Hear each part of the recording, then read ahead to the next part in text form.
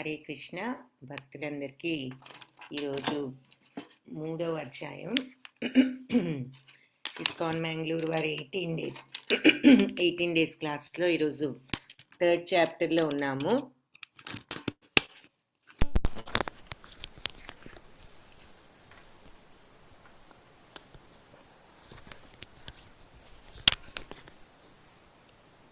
అందరికీ ఈ 3వ అధ్యాయానికి 3వ రోజుకి అందరికీ స్వాగతం. ఓం అజ్ఞానతిమిరాంధస్య జ్ఞానాంజనశలాకయా చక్షురున్మిలితం యేన తస్మై శ్రీగురవే నమః. నమో ఓం విష్ణుపాదాయ కృష్ణప్రేష్ఠాయ భూతలే శ్రీమతే భక్తివేదాంతస్వామిన్యితి నామినే. నమస్తే సారస్వతీ దేవి గౌరవాణి ప్రచారిణే నిర్విశేషశూన్యవాది పాశ్చాత్యదేశతారిణే. హే కృష్ణ కరుణా సింధో దీనబంధో జగత్పతే గోపేశ గోపికా కాంత రాధాకాంత నమోస్తుతే. తప్త కాంచన గౌరాంగీ రాధే బృందావనేశ్వరీ వృషభానుసుతే దేవి ప్రణమామి హరిప్రియే. వాంఛాకల్పతరుభ్యశ్చ కృపా సింధుభ్య ఏవ చ పతితానాం పావనేభ్యో వైష్ణవేభ్యో నమో నమః. జయ శ్రీ కృష్ణ చైతన్య ప్రభు నిత్యానంద శ్రీ అద్వైత గదాధరా శ్రీవాసాది గౌరభక్త బృంద. హరే కృష్ణ కృష్ణ కృష్ణ హరే హరే హరే రామ రామ రామ హరే హరే. హరే కృష్ణ కృష్ణ కృష్ణ హరే హరే హరే రామ రామ రామ హరే హరే. హరే కృష్ణ కృష్ణ కృష్ణ హరే హరే హరే రామ రామ రామ హరే హరే. హరే కృష్ణ. 3వ అధ్యాయము ఈరోజు కర్మయోగం. ఇది 3వ అధ్యాయము. నిన్న ద్వితీయ అధ్యాయం గీతా సారాంశం అని చెప్పుకున్నాము. గీత యొక్క కంప్లీట్ సారాంశం అంతా కూడా 2వ అధ్యాయంలో ఉన్నది, అది చూసాము. అయితే అందులో ఏం చూసాము? ఆత్మజ్ఞానం ముందు చెప్పారు, సాంఖ్యయోగము అని. అందుకే 2వ అధ్యాయానికి పేరంటే ఆత్మకు సంబంధించినటువంటి జ్ఞానము అని అర్థము. ఈ సాంఖ్యయోగాన్ని మాత్రం ఒక్క 2వ అధ్యాయంలోనే చూస్తాం, ఇంకెక్కడ కూడా ఆత్మకు సంబంధించిన జ్ఞానం ఉండదు, ఒక్క 2nd చాప్టర్లోనే ఉంటుంది. కానీ మిగిలిన విషయాలు కూడా చూసాం. ఏది? కర్మ యోగము ఏమిటి, బుద్ధి యోగము ఏమిటి. బుద్ధి యోగం అంటే ఏమిటి? అంతా కూడా భగవంతుడికి అర్పించి ఏ పని చేసినా మనం చేయటం, దాని ప్రతిఫలం మీద ఎక్కువ అటాచ్మెంట్ పెంచుకోకుండా ఉండటము. ఆసక్తి అంటారు. ఆసక్తి అంటే కన్ఫ్యూజ్ అవుతాం, ఇదేమిటి పని చేసినప్పుడు రిజల్ట్ మీద ఆసక్తి లేకుండా అసలు పని ఎలా చేస్తాము అని వెంటనే మన అందరికీ పెద్ద డౌట్ వస్తుంది. కాబట్టి ఆసక్తి అనే పదానికి ఇంకా డీపర్ మీనింగ్ ఉంది. దాని మీద ఉన్న టూ మచ్ అటాచ్మెంట్ అంటే ఆ పని వల్ల వచ్చే రిజల్ట్ వల్ల ఎఫెక్ట్ అవ్వకుండా ఉండటానికి, బ్యాలెన్స్డ్గా ఉండటానికి, సమత్వంతో ఉండటానికి ప్రయత్నిస్తూ ఆ రకంగా గనక మనం కర్మలను వనరించినట్లయితే, పనులను చేసినట్లయితే మనకు ఆ కర్మఫలాలు అంటుకోవు. కర్మఫలాలు అంటుకోకపోతే ఏం జరుగుతుంది అంటే ముక్తి వస్తుంది ఈ జనన మరణ చక్రం నుంచి. అది బుద్ధియోగం అన్న, నిష్కామ కర్మ అన్న. నిష్కామ కర్మ అంటే నిష్కామ, కామం లేకపోవటం, కోరిక లేకపోవటం. దేని మీద? ఆ కర్మ యొక్క రిజల్ట్ మీద. మనకి కోరిక లేకపోవటం అంటే కర్మ జయప్రదం అవ్వాలి, సక్సెస్ఫుల్ అవ్వాలనే చేస్తాం. కానీ ఆ కర్మ అయినా అవ్వకపోయినా అయిన తరువాత ఆ అటాచ్మెంట్ వద్దు, తగ్గించుకోండి అని మనకి చెప్తున్నారనమాట. సో ఒకవేళ రిజల్ట్ కనుక సక్సెస్ఫుల్ అయితే అది నేనే చేశానని ఉప్పొంగిపోవటం, అహంకారంతో మనం పొంగిపోవటం అటువంటివి వద్దు. అలాగే ఫెయిల్ అయిపోతే విపరీతంగా కృంగిపోవటం కూడా వద్దు. ఇది భగవంతుడి యొక్క నిర్ణయం, ప్రసాదం. ఏదైనా సక్సెస్ అయినా ఫెయిల్యూర్ కూడా ఆయన ప్రసాదమే అనేటటువంటి సమత్వాన్ని మనం అలవర్చుకుంటూ కర్మలను బాగా మనం చెయ్యవలసిన రీతిలో చేస్తూ ఏది జరిగినా ఇది ఆయనకు అర్పితం, అది ఫెయిల్ అయినా సక్సెస్ అయినా ఆయన ప్రసాదమే అనుకునేటటువంటి సమత్వాన్ని గనక అలవర్చుకుంటే మనకు ఆ కర్మ ఫలాలేమి కూడా అంటుకోవు. కర్మ ఫలాలు అంటుకోకపోతే ఏం జరుగుతుందంటే మనకి జనన మరణ చక్రం నుంచి విముక్తి వస్తుంది. అది మెయిన్గా కర్మఫలం అన్న బుద్ధి, అంటే బుద్ధి యోగం అన్న అర్థం అది. బట్ మీకు ఆల్మోస్ట్ బ్రీఫ్గా విషయం అంతా కూడా చెప్పాను. డీటెయిల్డ్గా మనం ఇక్కడ కర్మయోగాన్ని, ఆ తర్వాత నెక్స్ట్ చాప్టర్స్లో ఇంకా నిష్కామ కర్మ యోగాన్ని ఇంకా డీటెయిల్డ్గా డిస్కస్ చేస్తాము. ఇదే కాకుండా ఇంకేం చూసాం సెకండ్ చాప్టర్లో, మళ్ళీ స్థితప్రజ్ఞత అంటే ఏమిటి అన్నది కూడా చూసాం. స్థితప్రజ్ఞత అన్న మాట మీరు చాలామంది వినే ఉంటారు. స్థితప్రజ్ఞత అంటే సమత్వంతో ఉండటం. బ్రీఫ్గా చెప్పాలంటే సుఖాన్నైనా దుఃఖాన్నైనా ఒకే రకంగా తీసుకోగలిగి ఉండటం, ఎఫెక్ట్ అవ్వకుండా. తర్వాత శత్రువునైనా మిత్రుడినైనా ఒకే రకంగా చూడగలగటం. ఇలాంటి ద్వంద్వాలు అంటారు వీటిని. ద్వంద్వాలు అంటే ఆపోజిట్స్ అన్నమాట.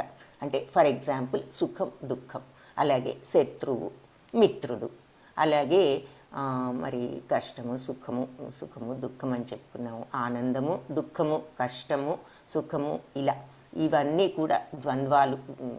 తర్వాత రిచ్ ఆర్ పువర్, ఇవన్నీ కూడా చెప్పుకోవచ్చు ఆపోజిట్స్. ఇవన్నీ ఏ స్థితిలో ఉన్నా ఈ ద్వంద్వ స్థితిల్లో ఏదైనా ఒకటే అనుకునే మెంటాలిటీ ఎప్పుడైతే ఎవరైతే తెచ్చుకోగలుగుతారో వాళ్ళు స్థితప్రజ్ఞులు. అంటే సుఖమైనా సరే కష్టమైనా సరే ఒకే రకంగా ఉండగలిగే వాళ్ళు, చలించకుండా. అలాగే దుఃఖంలో అయినా ఆనందంలో అయినా ఒకే రకంగా ఉండగలిగేవారు. మనల్ని ఎవరైనా పొగిడినా దూషించినా ఒకే రకంగా స్పందించకుండా ఉండేవారు. పొగిడితే ఉబ్బిపోవటము, దూషించితే కృంగిపోవటము ఇదేమి కాదు. ఎవరైనా మనల్ని గౌరవించినా అవమానించినా కూడా ఒకే రకంగా ఉండగలిగేవాళ్ళు. అలాగే శత్రువునైనా మిత్రుడినైనా ఒకే రకంగా ట్రీట్ చేయగలిగేవాళ్ళు. వీళ్ళని ఈ మెంటాలిటీతో ఎవరైతే ఉంటారో, ఈ భావాలతో, వాళ్ళు సమభావత్వంతో ఎవరైతే ఉంటారో వాళ్ళు స్థితప్రజ్ఞులు. ఈ విషయం కూడా నిన్న సెకండ్ చాప్టర్లో చూసాము. ముందు చాప్టర్స్లో మనకి ఈ స్థితప్రజ్ఞత గురించి భగవంతుడు ఇంకా వివరంగా చెప్తారనమాట. ఈ స్థితప్రజ్ఞత యొక్క ముఖ్య ఉద్దేశం, లేకపోతే దీని యొక్క స్పెషాలిటీ ఏమిటి, ప్రత్యేకత ఏమిటి అంటే, ఈ స్థితప్రజ్ఞత అనేది అలవర్చుకుంటేనే మనకు ఈ కర్మను ఈ రకంగా చేసేటటువంటి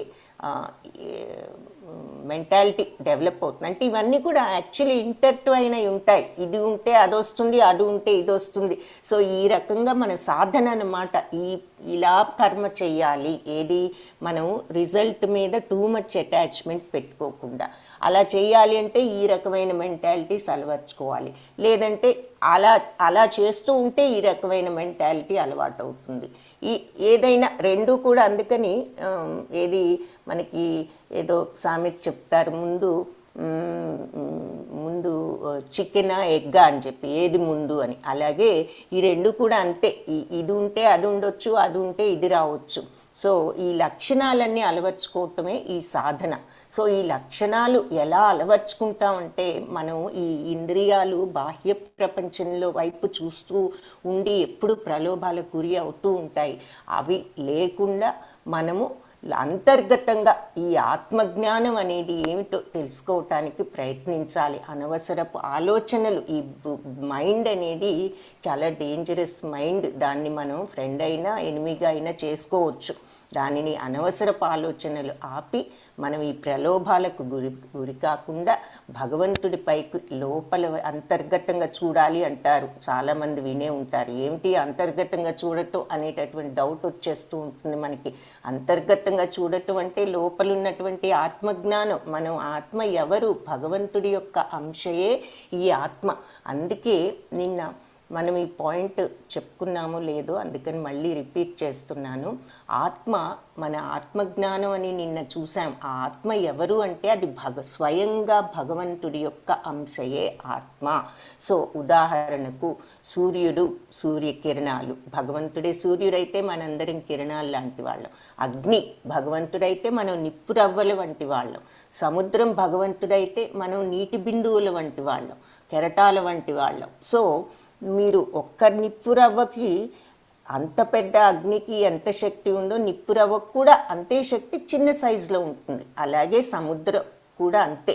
నీరు ఒక చుక్క తాగితే ఏ రుచి ఉంటుందో సముద్రం అంతా కూడా అదే రుచి ఉంటుంది.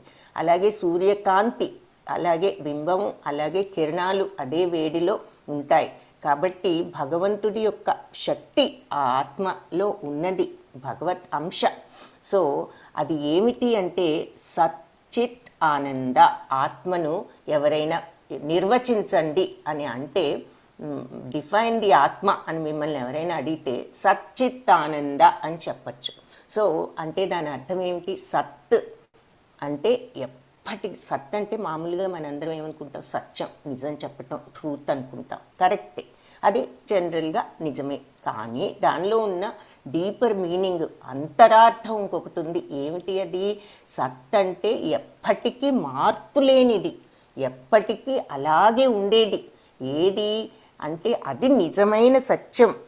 నేను ఎప్పుడు ఈ ఎగ్జాంపుల్ చెప్తూ ఉంటాను. ఫర్ ఎగ్జాంపుల్, పుస్తకం అనేది ఇక్కడ ఉన్నది. ఈ పుస్తకం అనేది ఉంది అంటే ఆ పుస్తకం ఇవాళ పుస్తకం అయితే ఒక 100 ఏళ్ళ తర్వాత అది ముక్కలైపోవచ్చు, చిరిగిపోవచ్చు, ఏదైనా జరగచ్చు. సో ఈరోజు పుస్తకం కానీ అది ఇంకొక 1000 సంవత్సరాలు, పోనీ 100 కాకపోతే 200 ఏళ్ళు, 500 ఏళ్ళకి అది బుక్ రూపంలో ఉండదు.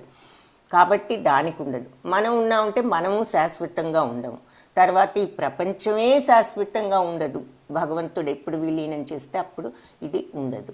సో శాశ్వతంగా ఉండేది ఏదైతే ఉంటుందో అదే ట్రూత్, అదే సత్యము. అది ఎవరు అంటే ఒక్క ఆత్మ, పరమాత్మ తప్ప ఇంకా ఎవ్వరూ కూడా శాశ్వతంగా ఉండేదని అనేది ఏది కూడా, ఎవరే కాదు, ఏది కూడా ఎవ్వరూ ఏది శాశ్వతంగా ఉండరు. శాశ్వతం ఎవరు అంటే ఆత్మ, పరమాత్మ అని చెప్తున్నారు. కాబట్టి అటువంటి దానిని మార్పు లేకుండా అజో నిత్య శాశ్వతోయం పురాణో నా హన్యతే హన్యమానే శరీరే అని మనం నిన్న ఆత్మ యొక్క లక్షణాలను చూసాం. అజో అంటే పుట్టుకలేనిది అని చెప్పుకున్నాం.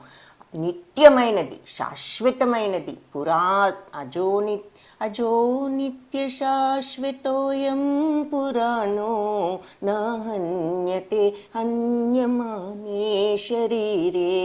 కాబట్టి శరీరం పోయినా కూడా ఆత్మ ఎక్కడికి పోదు. ఎందుకు? అది అజ, పుట్టుకలేనిది, నిత్యమైనది, శాశ్వతమైనది, పురాతనమైనది అని చెప్పి అది. అందుకని ఆత్మ భగవత్ తత్వం కాబట్టి సత్, ఎప్పటికీ ఉండేది, ఎటర్నల్. దానిని సత్ అంటారు. ఇకపోతే చిత్ అంటే ఏమిటి? తెలియటం. ఈ విషయాన్ని ఎవరైతే తెలుసుకోగలుగుతారు, ఇది ఆత్మ యొక్క నిజతత్వాన్ని ఎవరైతే తెలుసుకోగలుగుతారు అంటే మాటలతో కాదు. ఇప్పుడు మనందరం చదువుకున్న మాటలతో తెలుసుకోగలుగుతున్నాం, కానీ అనుభవపూర్వకంగా ఆత్మ దర్శనం ఎవరైతే చేయగలరో, అనుభవపూర్వకంగా ఆత్మజ్ఞానం ఎవరైతే పొందగలరో, ఆ అవేర్నెస్, ఆ తెలుసుకోవటం, ఆ అది చిత్ అంటే అక్కడ అర్థం. ఆ నాలెడ్జ్, చిత్ అంటే మామూలుగా నాలెడ్జి, అవేర్నెస్ అంటే తెలుసుకోగలగటం, తెలియటం అని అర్థం. అసలు దాని అంతరార్థం ఏమిటి అంటే నిజంగా దానిని అనుభవపూర్వకంగా తెలుసుకోగలగటం అనేది దాని యొక్క డీపర్ మీనింగ్ అన్నమాట. ఏమిటి నిజంగా తెలుసుకోవటం? ఆత్మ అనేది ఏమిటి? ఆ సత్ అనేది ఏమిటి? ఆత్మజ్ఞానాన్ని అర్థం చేసుకోవటం, ఆత్మ సందర్శనం, సెల్ఫ్ రియలైజేషన్. ఒక పుస్తకం కూడా ఉంది మీకు ఇచ్చిన బుక్ సెట్స్లో. ఆ అదొక బుక్, 3 పుస్తకాలు వస్తాయి 600కి. ఒకటి Bhagavad Gita as it is, self realization అని ఇంగ్లీష్లో, అది తెలుగులో ఆత్మసాక్షాత్కారం అని ఉంటుంది ఆ పుస్తకం. అది. మూడవది ప్రశ్నలు సమాధానాలు అని ఒక పుస్తకం. మీకు జపమాల, ఇవన్నీ 600 రూపాయలు ఒక సెట్. మీకు కావాలంటే ఈ కోర్సుకి అది పనికి వచ్చేటటువంటి సెట్ అనమాట. కావాలంటే కొనుక్కోవచ్చు, లేదంటే మీరు ఈ ఆన్లైన్లో ఉన్న పీడిఎఫ్తో మీరు ఈ కోర్స్ ఫినిష్ చేయొచ్చు. బట్ ఉదాహరణకు చెప్తున్నాను, ఆత్మసాక్షాత్కారము అన్న మాటకు అది అర్థం. అంటే మాటల ద్వారా కాదు, అనుభవపూర్వకంగా ఆత్మను ఎవరైతే దర్శించగలుగుతారో, చూడగలుగుతారో మహానుభావులు, వీళ్ళంతా మనకు కొంతమంది ఉన్నారు. శంకరాచార్యులు కానీ, చైతన్య మహాప్రభువు కానీ, రమణ మహర్షి కానీ, ఇలాంటి వాళ్ళు ఆత్మసాక్షాత్కారం పొందినటువంటి వాళ్ళు. సో మరి ఇట్లా అది అనుభవపూర్వకంగా తెలుసుకోవటమే ఆ చిత్. ఇకపోతే ఎందుకు భగవంతుడికి తెలుసు ఆ ఆనందం, మన ఆత్మకు కూడా తెలుసు. మనం ఆత్మను సాక్షాత్ తెలుసుకోగలగాలి, చూడగలగాలి, అనుభవించగలగాలి అనమాట. అది ఆ నిజమైన చిత్. ఇకపోతే ఈ సత్తుని ఎప్పుడైతే ఇలా అనుభవించి తెలుసుకోగలుగుతామో చిత్తుతో, ఆనంద, ఎవరైతే ఈ ఆత్మ సాక్షాత్కారం పొందుతారో వాళ్ళకి ఆ నిత్యానందం వస్తుంది. భగవంతుడికి ఎప్పుడూ ఆ ఆనందంలోనే ఉంటారు ఆయన. అదే ఆనందతత్వం మన ఆత్మకు కూడా ఉంది. పుట్టినప్పుడు ఆ పిల్లలకి ఏం తెలుసు, వాళ్ళు ఎప్పుడు ఆనందంగానే ఉంటారు. తర్వాత ఈ ప్రపంచపు మాయలో పడిపోయి మనం ఇవన్నీ దుఃఖాలు, ఈ ప్రలోభాలు, ఈ ఆనందం అనుకోవటం, ఏది సుఖం అనుకోవటం, ఏది పర్మనెంట్ కాదు అనుకుంటాం ఆ నిమిషంలో. మళ్ళీ నెక్స్ట్ మినిట్లో ఇంకేదో దుఃఖం వస్తుంది. మళ్ళీ ఆ దుఃఖం పోగొట్టుకోవాలి కాబట్టి సుఖం తెప్పించుకోవాలని ఇంకేదో తాపత్రయపడి చేసుకుంటాం. కానీ ఏది కూడా నిత్యం కాదు. కాబట్టి ఈ ఆత్మ సాక్షాత్కారాన్ని అనుభవించినప్పుడే ఆ నిత్యానందం అనేది మనం పొందగలుగుతాము. ఇంగ్లీష్లో బ్లిస్, ఎటర్నల్ హ్యాపీనెస్ అన్నమాట. నిత్యానందం, దానిని సుప్రీం హ్యాపీనెస్. ఇక దానిని మించినటువంటి ఆనందం ఉండదు. ఆ ఆనందం ఆత్మ సాక్షాత్కారం, ఆత్మను తెలుసుకోవటంలోనే మనకు వస్తుంది.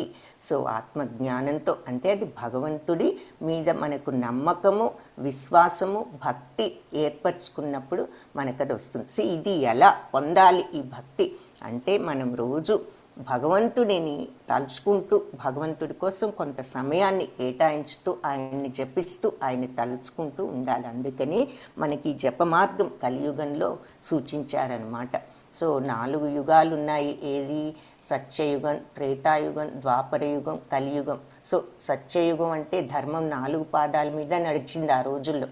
త్రేతాయుగంలో 3 పాదాల మీదే నడిచింది. ద్వాపర యుగంలో 2 పాదాలు, ఈ కలియుగంలో ఒకే ఒక్క పాదంతో ధర్మం పాపం కుంటుతూ నడుస్తుందన్నమాట.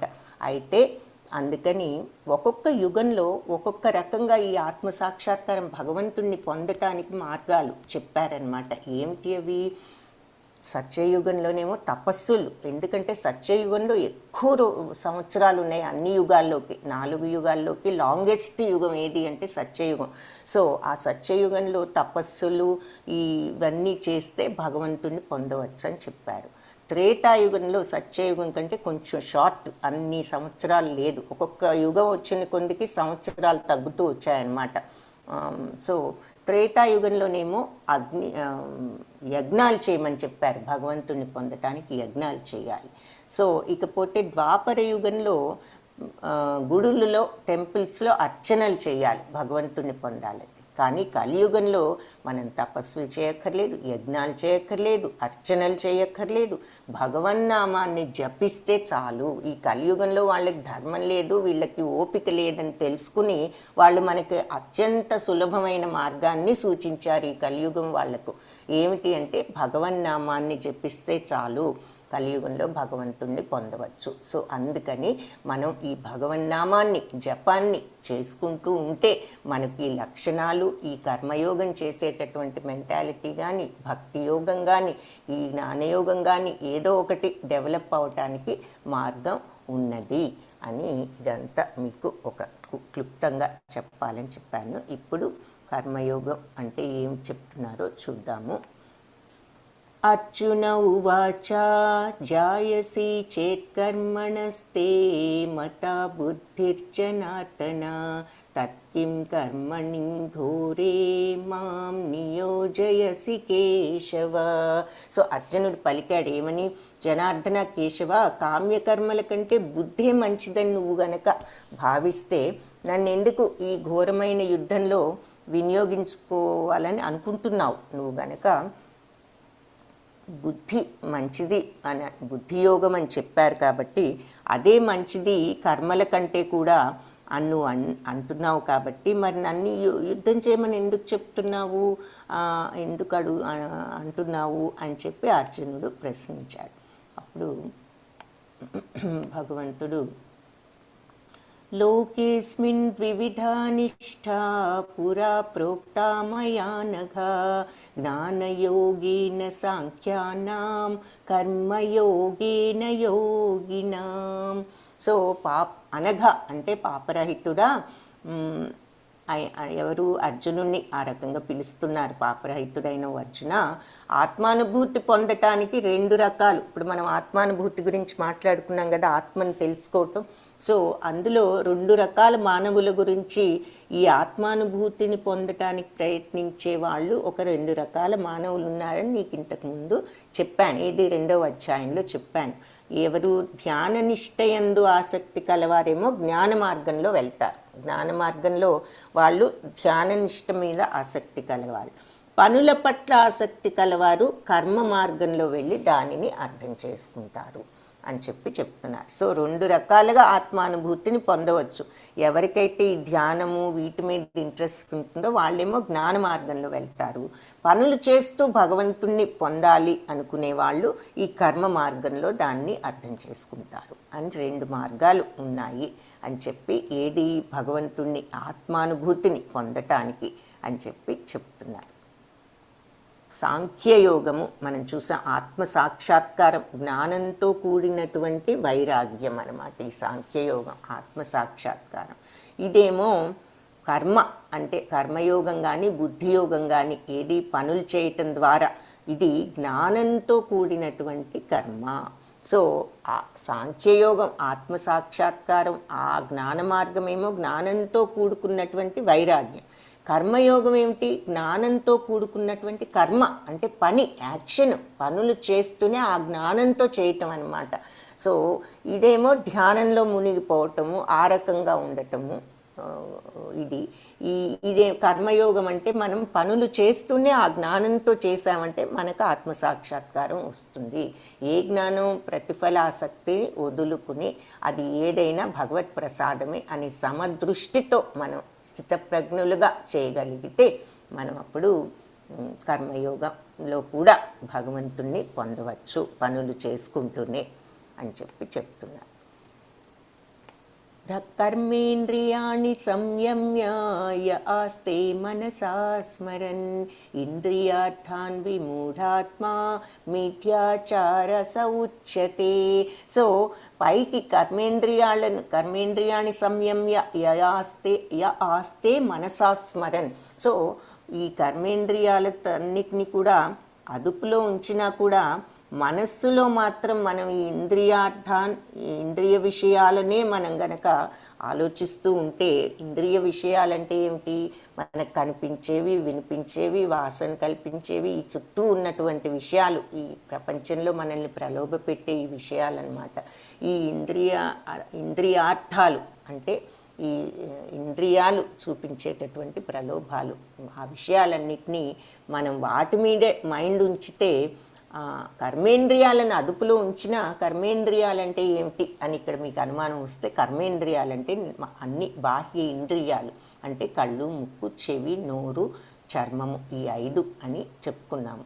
సో ఈ కర్మేంద్రియాలను అదుపులో ఉంచవచ్చు, కానీ మనసు ఇంద్రియాలకు ప్రలోభ పెట్టే విషయాల మీదే కనుక ఉన్నట్లయితే ఆలోచన, వాళ్ళే మోసం చేసుకున్నట్లు లెక్క. మిథ్యాచార, అలాంటి వాళ్ళను మిథ్యాచారస ఉచ్యతే, వాళ్ళను అవివేకి, కపటాచారి, మిథ్యాచారి అని అంటారు, ఉచ్యతే అంటారు అని చెప్తున్నారు. సో పైకి కర్మేంద్రియాలను అదుపులో ఉంచిన మనసులో మాత్రం ఇంద్రియ విషయాలు అంటే అవి చూపించే ప్రలోభాల మీదే ఆలోచన ఉన్నట్లయితే వాళ్ళు తమను తామే మోసం చేసుకున్నట్టు. అలాంటి అవివేకిని కపటాచారి, మిథ్యాచారి అని అంటారు అని చెప్తున్నారు. సో ఉదాహరణకి ఏమిటి, ఉపవాసం ఉందాం అనుకుంటాం, ఉంటాము, కానీ మనసు ఏది మనకి ఆ వాసనల మీద వీటి మీద వెళ్తూ ఉంటుంది, అప్పుడు ఉపయోగం లేదు. సో పైకి నోటితో ఏమి తీసుకోవట్లేదు మనం, కరెక్టే, కానీ మైండ్ దాని మీదే ఉన్నప్పుడు ఇంకది అదే మిథ్యాచారి అన్న మాటకు ఒక ఉదాహరణ అనమాట. సో మనస్సును కూడా అరికట్టగలిగి మనము ఆ ఉపవాసం అనేది చేయాలి అనుకుంటే మనస్సును కూడా అటువైపు వెళ్ళనివ్వకుండా చేయగలగాలన్నమాట. సో అలా చేస్తేనే అది నిజంగా మనం ఇంద్రియాలను అరికట్టినట్లు లెక్క. మనస్సును కూడా కంట్రోల్ చేసుకుంటేనే, ఒట్టి ఇంద్రియాలు బాహ్యంగా కాదు అని చెప్తున్నారు ఇక్కడ. యస్త్వింద్రియాణి మనసా నియమ్యారభతే అర్జున కర్మేంద్రియై కర్మయోగం అసక్తా స విశిష్యతే. అర్జున, ఇంకొక ప్రక్క శ్రద్ధావంతులు మనస్సుతో కర్మేంద్రియాలను అదుపు చేసి ఫలాపేక్ష లేకుండా పనిచేసే కర్మయోగులు నిజంగా ఎంతో శ్రేష్ఠులు. సో అది ఇప్పుడు మనం చెప్పుకున్న విషయం అన్నమాట. సో 2 రకాల వాళ్ళు ఉంటారు. ఏది, ఒకటి మనస్సు నిజంగా శ్రద్ధగా ఉన్నవాళ్ళు మనస్సుతో కర్మేంద్రియాలు, మనస్సుతో మన కళ్ళు, ముక్కు, నోరు ఇవన్నీ కూడా మనం నిగ్రహించుకోవాలంటే మనస్సును కూడా నిగ్రహించుకోవాలి. మనస్సుతో, ఉదాహరణకు ఇప్పుడు మనం చెప్పుకున్న ఉదాహరణలో ఉపవాసం, అది తినకుండా ఉండటమే కాదు, మనం మనస్సు కూడా దాని మీద లేకుండా, మనం దేనికి తినకుండా ఉంటున్నాము, ఏదైనా పండగనో ఆ ఏకాదశనో ఏదో ఒక రోజు ఉపవాసం ఉంటున్నప్పుడు భగవంతుడి మీద మనస్సు లగ్నం చేయటానికి ప్రయత్నించాలి. అంతేకాని మనస్సు ఎంతసేపు రేపు వస్తే బాగుండు, వెంటనే ఇది తినొచ్చా అది తినొచ్చా అని అనుకుంటే దానివల్ల ఉపయోగం లేదు అంటున్నారు. అలాగే చాలామంది మరి జాగారం అంటూ చేస్తూ మరి సినిమాలు చూడటం ఇవి కూడా చూస్తూ ఉంటాము. అవన్నీ కూడా దానివల్ల ఉపయోగం లేదు. అవి చిన్న చిన్న ఎగ్జాంపుల్స్ అన్నమాట. మనస్సును కంట్రోల్ చేసుకోకుండా కర్మేంద్రియాలను అదుపు చేసినా ఉపయోగం లేదు. అలా ఎవరైతే ఈ మనస్సును కర్మేంద్రియాలను రెండింటిని కూడా అదుపు చేసుకుంటారో, కంట్రోల్ చేసుకుంటారో, వాళ్ళు అలా చేసుకుని ఫలాపేక్ష లేకుండా పనిచేసే కర్మయోగులు. నేను ఇందాక చెప్పాను కదా, ఫలాపేక్ష అంటే పని చేసేటప్పుడు ఆ పని వల్ల వచ్చే ఫలితం మీద అపేక్ష లేకుండా. ఇక్కడ అపేక్ష లేకుండా అంటే అసలు అపేక్ష లేకుండా ఎలా ఉంటాం, అపేక్ష ఆ పనికి ఆ ఫలితం కోసమే కదా పని చేస్తాం అనుకుంటాం. అది మన స్వధర్మము, భగవంతుడి కోసం చేస్తున్నాము, ఆ ఫలితం సక్సెస్ అయినా ఫెయిల్యూర్ అయినా ఆయన ప్రసాదమే, నేను దానివల్ల విపరీతంగా గర్వపడటం కానీ, సక్సెస్ అయితే ఫెయిల్ అయితే కృంగిపోవటం కానీ ఉండకూడదు అనేటటువంటి మనస్తత్వాన్ని మనం అలవర్చుకోవాలి. ప్రతిఫలాపేక్ష లేకపోవటం అంటే అర్థం అది. కానీ పనిని మొదలు పెట్టేటప్పుడు ఏదైతే అయింది భగవత్ ప్రసాదం అని సరిగ్గా చేయకుండా ఉండటం కాదు పద్ధతి. పని సక్సెస్ఫుల్గా అవ్వాలని కోరుకోవటంలో తప్పు లేదు, కానీ ఆ తరువాత ఆ సక్సెస్ఫుల్గా అవ్వాలి అనేటటువంటి మెంటాలిటీతోనే మన ప్రయత్నం అంతా ఉపయోగించి భగవత్ కార్యం అన్నట్లుగా ఏ చిన్న పనినైనా సరే చేసి ఆ తరువాత వచ్చేది ఏదైనా ఆయన ప్రసాదం అనేటటువంటి మెంటాలిటీతో చేయాలి. ఆ వచ్చే ఫైనల్ రిజల్ట్ మనం ఎఫెక్ట్ అవ్వకుండా ఉండటానికి ప్రయత్నించాలి. అది ప్రతిఫలాపేక్ష లేకుండా ఎవరైతే అలా పనిచేస్తారో ఆ కర్మయోగులు నిజంగా ఎంతో శ్రేష్ఠులు అని చెప్తున్నారనమాట. సో ఎవరు, ఇంకొకసారి చూద్దాం. శ్రద్ధావంతులు అంటే శ్రద్ధతో మనస్సుతో కర్మేంద్రియాలను ఎవరైతే కంట్రోల్ చేసుకుంటారో, మరి ప్రతిఫలాపేక్ష వదులుకోవటం అంటే మరి అంతేగా మనస్సును కంట్రోల్ చేసుకోవటమే కదా.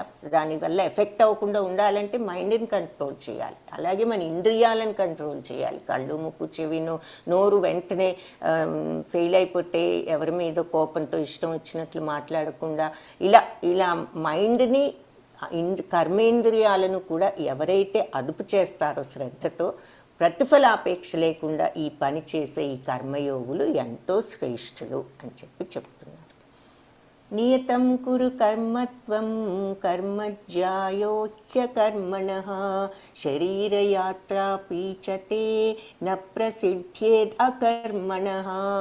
సో ఇంకా ఏం చెప్తున్నారు, నీ కర్తవ్య కర్మను నువ్వు ఆచరించవలసిందే. ఎందుకు? కర్మలు విడిచిపెట్టడం కంటే చెయ్యటమే ఉత్తమము. కర్మలు చేయకుండా మనిషి జీవనయాత్ర సాగించలేడు. ఇది చక్కగా క్లియర్గా చెప్పారు.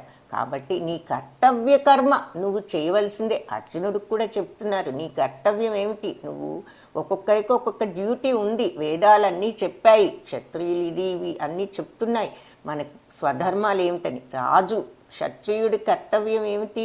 రాజ్యాన్ని కాపాడుకోవటం, ప్రజలను కాపాడటం. కాబట్టి ఆయన కర్తవ్యం ఆయన ఆచరించాలి, మన కర్తవ్యం ఏమిటో మనం ఆచరించాలి. ఎవరి కర్తవ్యం కర్మ అంటే ఎవరి డ్యూటీ, ఎవరి స్వధర్మం ఏమిటో వాళ్ళు ఆచరించవలసినదే అని చెప్తున్నారు. సో మన డ్యూటీ మనం చేయవలసిందే. ఎందుకు? కర్మలు విడిచిపెట్టడం కంటే దానిని చేయటం ఉత్తమమైనది. వదిలేసి నేను కర్మ చేయను, ఇంకేదో దీంట్లో ఉంటాను, అడవికి వెళ్ళిపోతాను అని అని కాదు. అంటే అవన్నీ కూడా ముందు ముందు డిస్కస్ చేస్తాం ఈ డీటెయిల్డ్గా, దాని అర్థం ఏమిటి, ఇదేంటని. కానీ మనందరికీ కూడా బాధ్యతలు ఈ జీవితంలో ఈ ప్రపంచంలో వచ్చిన తర్వాత పనులు, ఎవరి డ్యూటీలు వాళ్ళకు ఉన్నాయి. సో మనం ఫర్ ఎగ్జాంపుల్ చిన్న డ్యూటీ తల్లిదండ్రులను చూసుకోవాలి, పిల్లల్ని చూసుకోవాలి. సో ఇలాంటి డ్యూటీస్ ఉన్నాయి. సో మన కర్తవ్య కర్మలు మనం చూసుకోవాల్సిందే. ఎందుకంటే పనిని వదిలిపెట్టడం కంటే పని చెయ్యటమే ఉత్తమమైనది. ఈ పనులు చేయకుండా మనిషి జీవనయాత్ర సాగించలేడు అని చెప్తున్నారు. అయితే ఎలా చెయ్యాలి అంటే ప్రతిఫలాపేక్ష లేకుండా భగవంతుడి పని అనుకుని చెయ్యాలి. భగవత్ కార్యం, భగవత్ ప్రీత్యర్థం చెయ్యాలి. ఏ పని చేసినా భగవంతుడికి ప్రీతి కలిగించే విధంగా, అంటే భగవంతుడికి ప్రీతి కలిగించే విధంగా చేస్తున్నాము అంటే ఏది కూడా మనం తప్పు మార్గంలో చెయ్యం.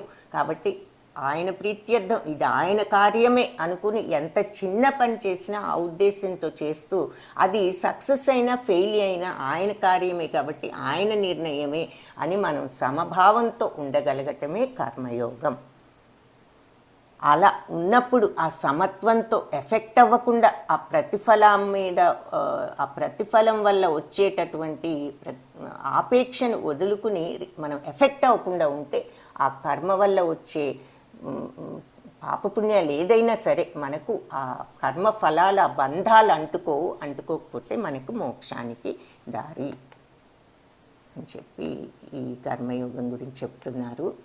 యజ్ఞార్థాత్ కర్మణోన్యత్ర లోకోయం కర్మ బంధనః తదర్థం కర్మ కౌంతేయ ముక్త సంగ సమాచర. యజ్ఞార్థాత్ కర్మణోన్యత్ర, యజ్ఞార్థాత్ కర్మణం అంటే యజ్ఞం చేసినట్లుగా చెయ్యి పనిని. యజ్ఞం ఎలా చేస్తాం? భగవంతుడి కోసం కదా యజ్ఞం చేస్తున్నాం అంటే అగ్ని ముందు కూర్చుంటాం, సమిధలు వేస్తాము, భక్తితో మంత్రాలు చదువుతూ ఉంటారు, మనం వేస్తూ ఉంటాము. అవన్నీ భగవతర్పితం, స్వాహా స్వాహ అంటూ ఉంటారు, భగవంతుడికి అర్పిస్తున్నాము అన్నట్లుగా యజ్ఞం చేస్తారు. అదే విధంగా భగవంతుడి కోసం చేస్తున్నాను ఒక యజ్ఞంలాగా చెయ్యి. నువ్వు ఏ పని చేసినా యజ్ఞార్థాత్ కర్మను, నువ్వు ఏ పని చేసినా అది ఒక యజ్ఞంలాగా చెయ్యి. అంటే భగవంతుడి కోసం చేస్తున్నాను అనుకుని చెయ్యి.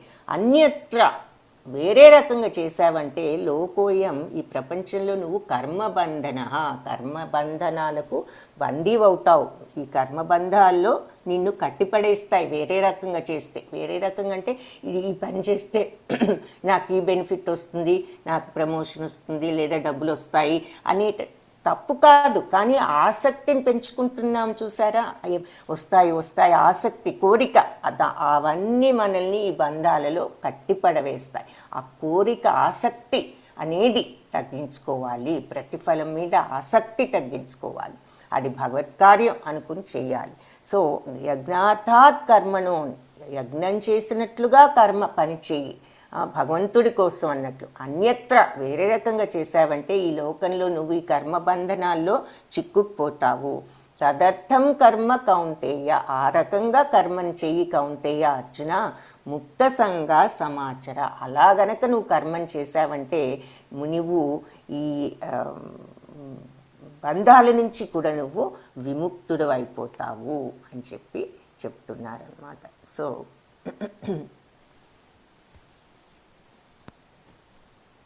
కాబట్టి ఆసక్తి లేకుండా నువ్వు విష్ణువు కొరకు యజ్ఞ రూపంలో చేసే కర్మను చేసినట్లుగా చెయ్యాలి.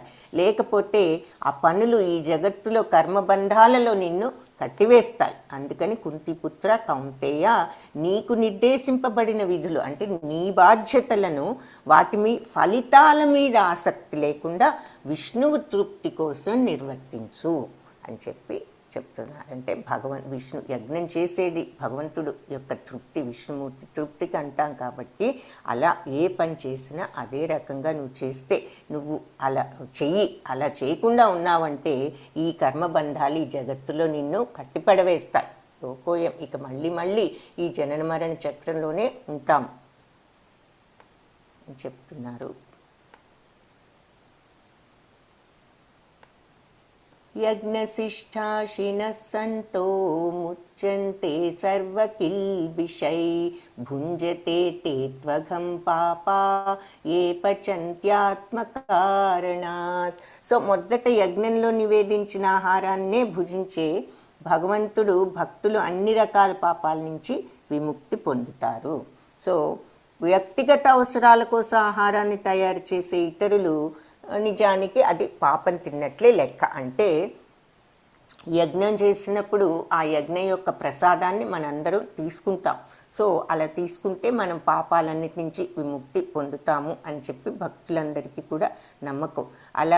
అలాగే వ్యక్తిగత అవసరాల కోసం మనం ఆహారం తయారు చేసుకుంటే అది మనం పాపమే తింటున్నట్లు. అంటే ఇక్కడ అర్థం ఏమిటి అంటే ఏదైనా భగవత్ ప్రసాదం అని అనుకోవాలి అని చెప్పుకున్నాం కదా ఇప్పుడే.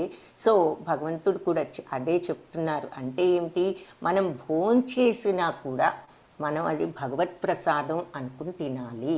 అంటే ఏమిటి, ఏది చేసుకున్నా ముందు భగవంతుడికి అర్పించి తీసుకుంటే అది మనకు ప్రసాదం. అలా కాకుండా భగవంతుడికి అర్పించకుండా తింటే అది ఆ పాపాన్ని తిన్నట్లే లెక్క అని చెప్తున్నారు. సో మనము ఇంటి దగ్గర ఉంటే నైవేద్యం పెట్టవచ్చు, ఇంటి దగ్గర లేకుండా బయట ఎక్కడైనా తినాల్సి వచ్చినా మనస్సులో మనం ఒక్క నిమిషం భగవంతుడికి ప్రార్థన చేసుకుని ఆయనకు అర్పించి మనం తీసుకోవటం అనే అలవాటు మనం పెంచుకోవాలని దీనిని బట్టి మనకు అర్థమవుతుంది. సో ఇక్కడ యజ్ఞచక్రం అని మనకు చెప్తున్నారు, ఈ వేదాలలో చెప్పారు. భగవంతుడు మనకి ఇది క్లియర్గా ఏ రకంగా ఉంటుంది. వేదాలన్నీ మనకి 4 వేదాలు ఉన్నాయి, మీ అందరికీ తెలిసే ఉంటుంది. ఋగ్వేదము, సామవేదము, యజుర్వేదము, అథర్వణ వేదము. సో ఈ వేదాలన్నీ కూడా, ఈ 4 వేదాలు మనకు అన్ని రకాల ధర్మాలు, సనాతన ధర్మాలన్నీ కూడా చెప్పాయి. ఏది మంచి, ఏది చెడు, ఏది చేయాలి, ఏది చేయకూడదు, సమస్తం కూడా వేదాలలో మనకు భగవంతుడు అందించిన ఈ వేదాలు, వ్యాస మహాముని ద్వారా మనకు భగవంతుడు అందించిన ఈ వేదాలు అన్నీ కూడా మనకు చెప్తున్నాయి. సో ఈ వేదాలు ఏం చెప్తున్నాయి, మన డ్యూటీలు ఏంటి, ఏ పనులు చేయాలి, ఏ పనులు చేయకూడదు అని చెప్తున్నాయి. ఆ వేదాలు చెప్పిన ప్రకారం భగవంతుడి నుంచి వేదాలు వచ్చాయి. ఆ వేదాలు ఏం చేస్తున్నాయి, మనకి ఏ పని చేయాలి, ఏది ధర్మం, ఏది అధర్మం, ఏది చేయాలి, ఏది చేయకూడదు, అవన్నీ కూడా వేదాల్లో చెప్పారు. ఆ వేదాల ప్రకారం మనం మన కర్తవ్యాన్ని నిర్వహించాలి. సో వేదాలు ఎవరికి ఏ పని చేయాలి, ఎవరి ధర్మాలు ఏమిటని చెప్పాయి కాబట్టి వేదాలు చెప్పిన ప్రకారంగా మనందరం మన పనులు చేస్తున్నాము. ఇక్కడ వీళ్ళు వాళ్ళ పనులు వాళ్ళు చేస్తున్నట్టుగా ఎగ్జాంపుల్ చూపిస్తున్నారు. అలా ఎవరి పనులు వాళ్ళు కరెక్ట్గా వేదాలు చెప్పినట్లుగా చేస్తే అది యజ్ఞంతో సమానము. మనం నిజంగా యజ్ఞ అంటే ఇక్కడ 2 అర్థాలు. పైకి నార్మల్ అర్థం ఏమిటి, వేదాలు ఎలా పనులు చేయాలో చెప్తున్నారు కాబట్టి ఆ రకంగా చేస్తున్నాము. తర్వాత యజ్ఞాలు కూడా చేయమని చెప్పారు.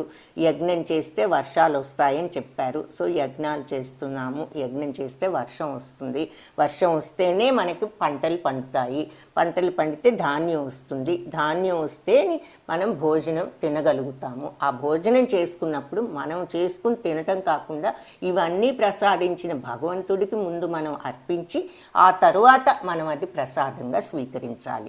సో ఇది యజ్ఞచక్రం అంటే ఇది మామూలుగా సింపుల్ యజ్ఞచక్రం. దీంట్లో అంతరార్థం ఏమిటి అంటే వేదాలు ఎవరి పనులు వాళ్ళు చేయాలని చెప్తున్నారు. సో ఆ రకంగా ఎవరి పనులు వాళ్ళు చెయ్యటమే ఒక యజ్ఞము. అది యజ్ఞం అంటే అగ్ని ముందు కూర్చుని సమిధలు వేస్తూ కాదు. ఇప్పుడు ఇక్కడ మనకి ఏం చెప్పారు ఈ శ్లోకంలో, యజ్ఞార్థాత్ కర్మణోన్యత్ర. సో యజ్ఞం చేసినట్లు చెయ్యి, నువ్వు ఏ కర్మ చేసినా. అన్యత్ర చేసావంటే ఈ ప్రపంచంలో బంధాలకు నువ్వు చిక్కుకుపోతావు, బంధాలలో. కాబట్టి తదర్థం కర్మ కౌంతేయ, ఆ రకంగా కర్మను చెయ్యి కౌంతేయ అర్జున. ముక్త సంగ సమాచర అంటే వాటి ఆ రిజల్ట్ మీద ఆసక్తి లేకుండా, ఫలితం మీద ఫలాపేక్ష లేకుండా చెయ్యి, ఇంట్రెస్ట్ తగ్గించుకుని అని చెప్తున్నారనమాట. సో అదే ఇక్కడ చెప్తున్నారు. సో ఈ యజ్ఞం ఏ పని అయినా ఇలా యజ్ఞంలాగా చెయ్యి. యజ్ఞం అంటే భగవంతుడికి ఎంత శ్రద్ధగా మనం ఆ యజ్ఞం చేస్తామో అదే రకంగా భగవంతుడి కోసం చేస్తున్నాను అనుకుని నీ పని నువ్వు ఏ పని చేస్తున్నా అదే ఫీలింగ్తో చెయ్యి.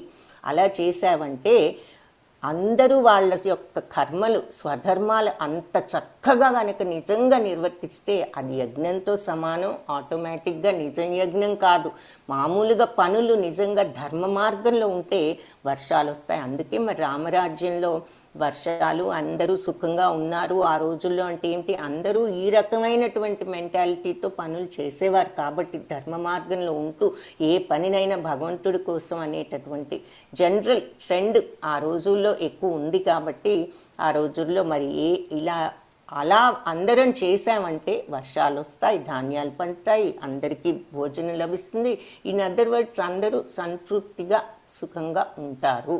అలా పనులు కూడా చేసినట్లయితే యజ్ఞంలాగా అన్నది అంతరార్థం అన్నమాట. ఇన్నర్ మీనింగ్, డీపర్ మీనింగ్ అది. సో అది యజ్ఞచక్రం. సో భగవంతుడిచ్చిన వేదాలతో మన కర్తవ్యం ఏమిటో తెలుసుకుని మనం ఎవరి కర్తవ్యాలు వాళ్ళు కరెక్ట్గా యజ్ఞంలాగా చేస్తే వర్షాలు వస్తే, ధాన్యాలు పండితే, భోజనం వస్తే ఆ భోజనాన్ని భగవంతుడికి అర్పించి తీసుకోవాలి ఆ ప్రసాదాన్ని. అది ఇక్కడ యజ్ఞచక్రం అన్నమాట. అన్నాద్ భవంతి భూతాని పర్జన్యాద్ అన్న సంభవః యజ్ఞాద్ భవతి పర్జన్యో యజ్ఞకర్మ సముద్భవః. సో అన్నాద్ భవంతి భూతాని. ఈ భూతం అంటే భూతాలు కాదు, భూతం అంటే జీవరాశులు, అన్ని జీవాలు. సో అన్ని జీవాలు అన్నాద్ భవంతి, అన్నం నుంచే అన్నం వల్లే అన్నం మీద ఆధారపడి ఉంటాయి సమస్త జీవాలు. అన్ని మనుషులే కాదు, ఏ ప్రాణి అయినా వాటికి ఆహారం అనేది ఉండాలి. సో సమస్త ప్రాణులు భోజనం మీద ఆధారపడి ఉన్నాయి. పర్జన్యాద్ అన్న సంభవః, అన్నమేమో వర్షం వల్ల సంభవిస్తుంది అంతే కదా. మరి ధాన్యం రావాలంటే వర్షం కావాలి. పర్జన్య అంటే వర్షం, అన్న సంభవ, వర్షం అన్నాన్ని సంభవించేటట్లు చేస్తుంది, ఆహారాన్ని. యజ్ఞాద్భవతి పర్జన్యం అంటే వర్షం ఎలా వస్తుంది, యజ్ఞం చేస్తే వర్షాలు వస్తాయి అని మనకు చెప్తారు. సో యజ్ఞం వలన వర్షాలు వస్తాయని భగవంతుడు కూడా చెప్తున్నారు. యజ్ఞం ఎలాగూ చేస్తాము, యజ్ఞ కర్మ సముద్భవ. విద్యుక్త ధర్మాలు సరిగ్గా నిర్వహిస్తే, మన పనులు మనం కరెక్ట్గా చేస్తే అదే యజ్ఞము. మీరు అగ్ని ముందు కూర్చుని సమిధలు వేస్తూ చేసేదే కాదు, ప్రతి పనిని కూడా మనం కరెక్ట్గా భగవంతుడి కోసం చేసినట్టుగా చేస్తే అది యజ్ఞ సమానమే. ప్రాణులన్నీ ధాన్యం మీద ఆధారపడి జీవిస్తాయి. ధాన్యం వర్షం వల్ల ఉత్పత్తి అవుతుంది. ధాన్యం ఎక్కడి నుంచి వస్తుంది, వర్షం వల్ల ఉత్పత్తి అవుతుంది. వర్షం ఎక్కడి నుంచి వస్తుంది, యజ్ఞాచరణ మూలంగా వర్షం కురుస్తుంది.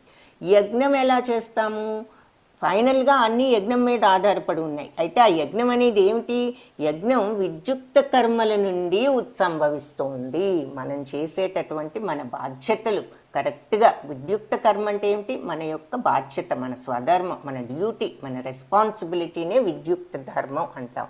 మన యొక్క విద్యుక్త కర్తవ్యాలు, ఆ విద్యుక్త ధర్మాన్ని చేయటం ద్వారా యజ్ఞం అనేది జరుగుతోంది, సంభవిస్తోంది. సో మన కర్మలను మనం సరిగ్గా చేస్తే అన్నీ కూడా సవ్యంగా ఉంటాయి ఈ ప్రపంచంలో అని మనకి ఈ శ్లోకం ద్వారా అర్థమవుతుంది.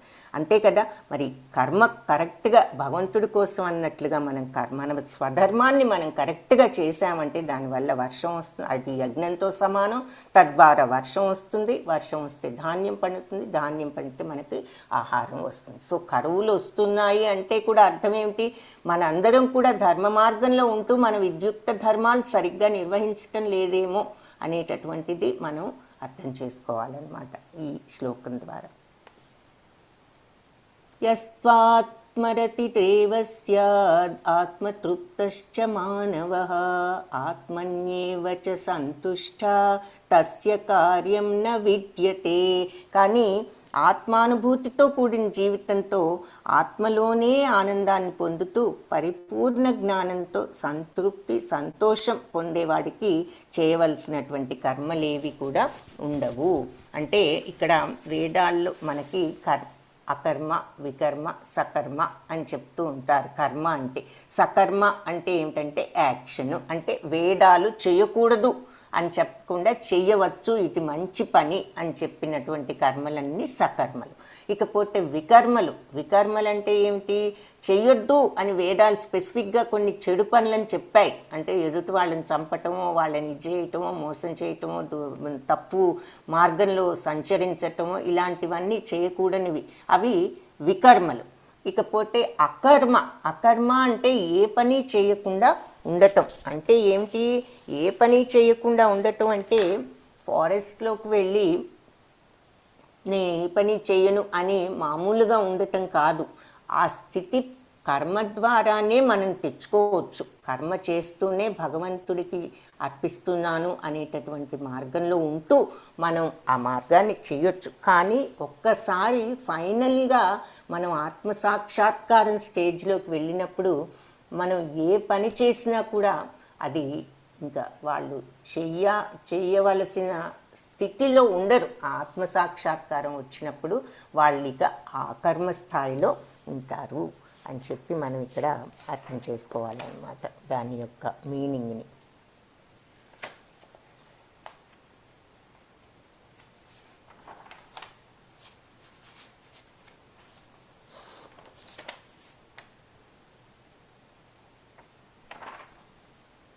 సో అది ఇక్కడ ఆ 3 విషయాలు మీకు చెప్దామని చెప్తున్నాను. ఇక్కడ దాని మీనింగ్ అదనమాట. ఆత్మలోనే ఆనందాన్ని పొందుతూ ఎప్పుడైతే ఆ ఫైనల్ స్టేజ్కి వెళ్తాం, ఆ స్టేజ్కి వెళ్ళే వరకు మన పనులు మనం చేసుకుంటూనే ఉంటాం. ఎప్పుడైతే ఆత్మ సాక్షాత్కారం అనేది తెలుసుకోగలుగుతామో ఆ పరిపూర్ణ జ్ఞానంతో సంతృప్తి సంతోషంలో, అంటే ఆ బ్లిస్లో, ఆ సచ్చిత్ ఆనంద అని చెప్పుకున్నాం ఆత్మ, ఆ ఆనందాన్ని చేరుకునేటటువంటి స్థాయికి మనం ఎప్పుడైతే వెళ్ళగలుగుతామో అప్పుడు ఆ పరిపూర్ణ జ్ఞానంతో సంతృప్తి సంతోషం పొందేవాడికి ఇంకా చేయవలసిన కర్మలేవి కూడా ఉండవు అని చెప్పి చెప్తున్నారు. అది ఇంకా బ్రహ్మజ్ఞానం పొందినటువంటి స్థితి, భగవంతుణ్ణి అనుభూతి మనం అనుభవించగలిగిన ఆత్మానుభూతి, పరమాత్మానుభూతిని పొందేటటువంటి స్థితి. కాబట్టి ఆ సమయం అలాంటి స్థాయికి చేరుకున్న వాళ్ళు ఇక చేయవలసిన కర్మ ఏవి కూడా ఉండవు అని చెప్పి చెప్తున్నారు. ఇక్కడ హరే కృష్ణ. మన యూత్ గ్రూప్ వాళ్ళు ఎవరున్నారో ఒకసారి హ్యాండ్ రైజ్ చేస్తారా?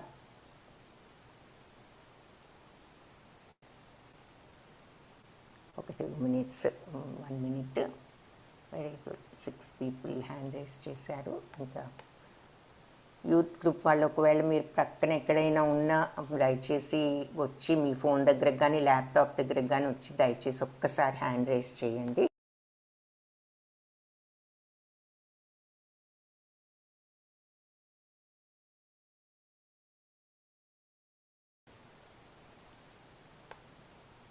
people హ్యాండ్ రైజ్ చేశారు సో ఫార్. ఇంకా ఉంటారని అనుకుంటున్నాను. ఇంకెవరైనా ఉంటే దయచేసి హ్యాండ్ రైజ్ చేయండి యూత్ గ్రూప్ వాళ్ళు. కింద మీకు 3 dots ఉంటాయి మొబైల్లో, అది ప్రెస్ చేస్తే మీకు హ్యాండ్ రైజింగ్ ఆప్షన్ కనిపిస్తుంది. దయచేసి అందరు అది చూసుకుని ఒక్కసారి హ్యాండ్ రైజ్ చేయండి. 12 people చేశారు, బట్ నిన్న క్లాస్లో ఇంకా ఉన్నారు కాబట్టి ఇంకా ఉంటారని అనుకుంటున్నాను. Can you please rise your hand ఉన్నట్లయితే. 13 very good. 14, 15 very good. 16 very good. ఎందుకంటే మనం నిన్నటి క్లాస్లో ఆల్మోస్ట్ 20 members పైన చూసాము. ఇప్పుడు 16 people హ్యాండ్ రైజ్ చేశారు. 17 వెరీ గుడ్. ఓకే, 16. ఇంకెవరైనా ఒకవేళ మీరు లేకపోతే మీ ఫోన్ దగ్గర కానీ ల్యాప్టాప్ దగ్గర కానీ వింటున్నారేమో కొంచెం దూరంగా ఉండి ఒకసారి వచ్చి ఆ 3 డాట్స్ ఉంటాయి మొబైల్ అయితే, ఆ 3 డాట్స్ చూసుకుని మీరు హ్యాండ్ రేజ్ చేయొచ్చు. 3 dots 19 people, very good. Laptop మీద ఉన్నా కూడా మీకు ఆప్షన్ ఉంటుంది.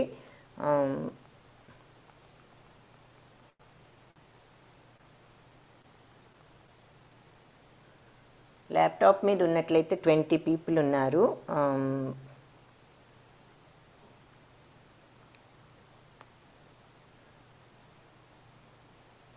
ఒకవేళ మీరు కనుక ల్యాప్టాప్లో ఉంటే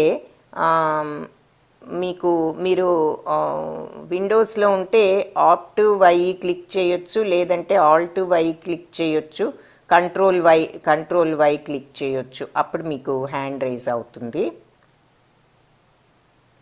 సో అట్లా కూడా చేసుకోవచ్చు. ఒకవేళ మీరు ల్యాప్టాప్ మీద మీకు వేరేగా కనిపించకపోతే మీరు కంట్రోల్ వై క్లిక్ చేస్తే మీరు హ్యాండ్ రైజ్ చేయగలుగుతారు. సో అది ఇంకొక another way of raising hand అన్నమాట.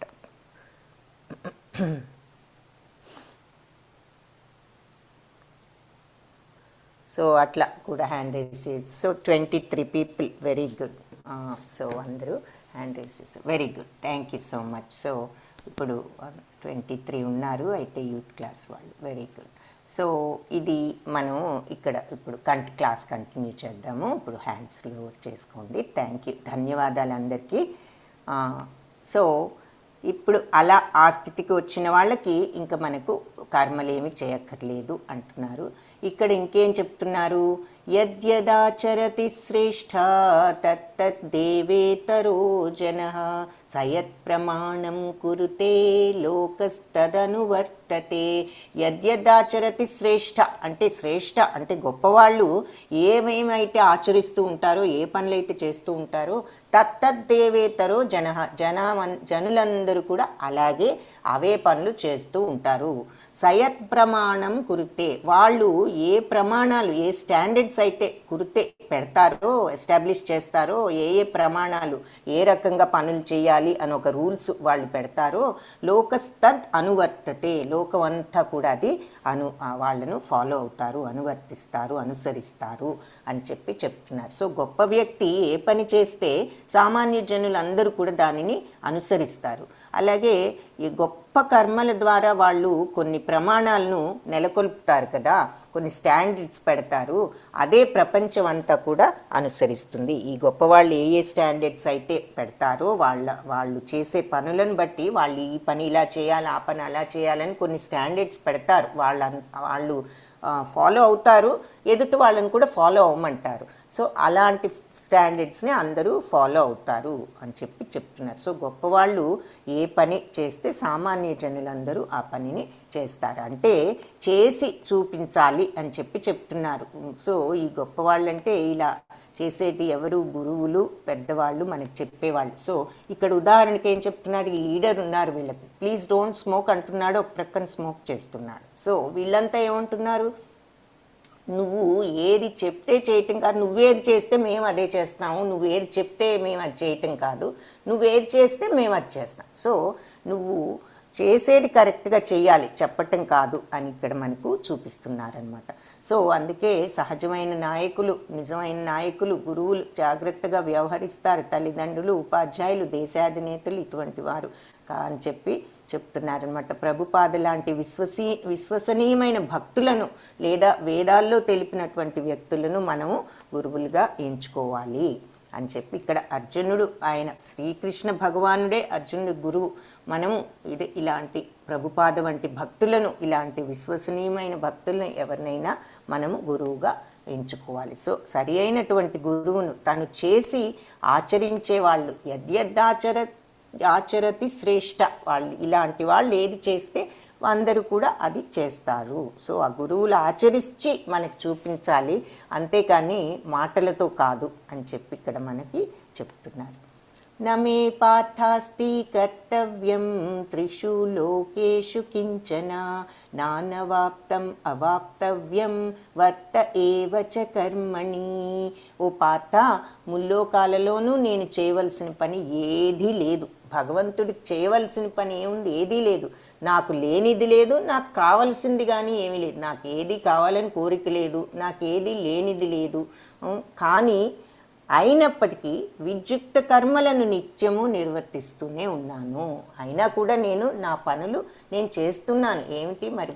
సృష్టిని సృష్టించటం, అందరినీ మెయింటైన్ చేయటం, లయం చేయటం, ఆయన పనులు ఆయన చేస్తున్నారు. ఆయనకి ఏది కావాలని కాదు, దేని మీద ఆసక్తి లేదు, కానీ అది డ్యూటీగా నేను చేస్తున్నాను అని చెప్తున్నారు. అంటే ఉదాహరణ అన్నమాట. భగవంతుడే మనకు చెప్తున్నారు అంటే ఆయన కూడా అది చేస్తున్నారు, చేసి చూపిస్తున్నారు మనకి. ఆయనకి ఏది అవసరం లేదు, ఏది లేకపోయినా భగవత్ శక్తి ఏమి తగ్గిపోదు. ఆయన సచ్చిత్తానందమూర్తులే, ఆయన ఎప్పుడూ నిత్యానందమే.